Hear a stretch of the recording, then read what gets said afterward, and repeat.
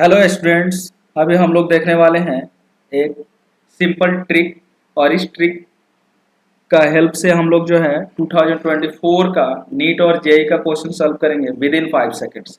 तो चलिए देखते हैं ट्रिक क्या है। ट्रिक है आपका कैट पकड़ो। सिंपल कैट पकड़ो। सी फॉर आपको कंटेक्ट फोर्स, ए फॉर आगे वाला मास, इतना हमें याद रखना होगा। आगे वाला मास, टी फॉर टेंशन, और जो प है इसका मतलब पीछे वाला मास, इतना हमें याद रखना है। चलिए क्वेश्चंस देखते हैं। क्वेश्चन नीट 2024 का क्वेश्चन है जिसमें दो ब्लॉक दिया गया है और इस पे जो है 10 न्यूटन का फोर्स अप्लाई किया हुआ है। हमें जो है फाइंड करना है blocks slide over the frictionless surface the force exerted by the block A on block B, that is contact force find करना है। यहाँ सी फाइंड करना है। चाहे आपको कंटैक्ट फोर्स फाइंड करना हो या टेंशन फाइंड करना हो, सबसे पहले हम एसिलेशन फाइंड कर लेंगे, क्योंकि चाहे आप कंटैक्ट फोर्स फाइंड करें या टेंशन, ब्लॉक जो है सेम एसिलेशन से चल रहा होता है। और सेम एसिलेशन से चल रहा हो तो आप केवल F net by M net करके एसिलेशन फाइंड कर सकते हैं। यहाँ एफ जो है आपको 10 न्यूटन है। टोटल मास बॉडी का कितना है 3 + 2 5, यानी 10/5। ये 2 मीटर पर सेकेंड स्क्वायर से दोनों बॉडी मूव कर रहा है। हमें कंटैक्ट फोर्स फाइंड करना है। हमने आगे भी सीखा था कंटैक्ट फोर्स फाइंड करने के लिए हमेशा आगे वाला बॉडी को हम लेते हैं।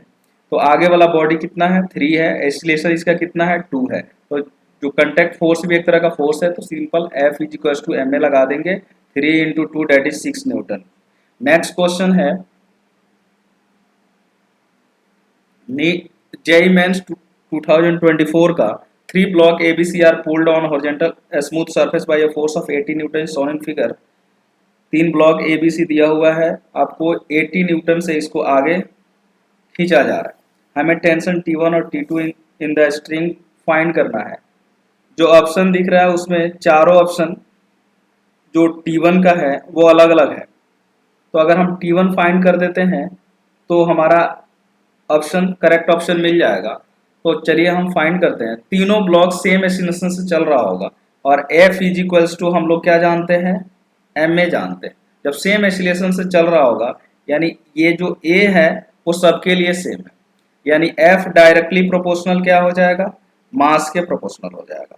और जो फोर्स है वही ये 80 न्यूटन दिया हुआ है। हमें जो है T1 अगर फाइंड कर लेते हैं तो हमारा उस करेक्ट आंसर पता चल जाएगा, तो हम उसी का यूज करते हैं। सिंपल F जो है F बाई अगर T1 करते हैं तो F के लिए आपको कितना मास है, F से पहले F से पीछे जो भी मास दिया हुआ है, टेंशन के लिए हमें पीछे वाला मास लेना होता है। तो पीछे कितना होगा F के लिए, पीछे जो है 5 3 और 2 5 3 8, तो 10 हो गया। 10 kg का मास है, जबकि T1 के लिए केवल 5 है। तो यहाँ से अगर 5 से 10 को काटते हैं तो 2 टाइम्स में चला जाएगा। अब यहाँ हमें T1 फाइंड करना है तो F/2 यानी 80/2 डेट इज 40 हो जाएगा। ये आपको आ गया 40, यानी first option is the right answer. Okay, thank you.